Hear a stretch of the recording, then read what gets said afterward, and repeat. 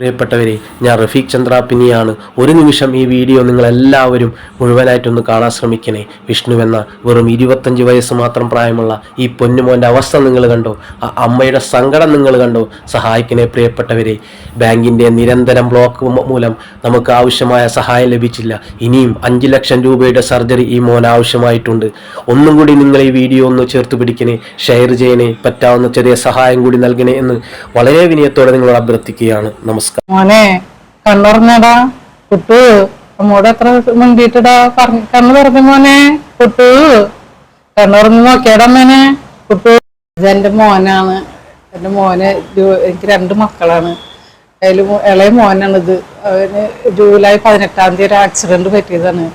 വലിയ 2 ഓപ്പറേഷൻ കഴിഞ്ഞു. ഇനിയും ഇവന് തുടർന്നുള്ള ചികിത്സക്ക് ഇപ്പൊ എനിക്ക് സാമ്പത്തികമായിട്ട് പൈസയൊന്നും ഇല്ല. വലിയ ഓപ്പറേഷൻ ഒന്നും ചെയ്യാനുണ്ട്.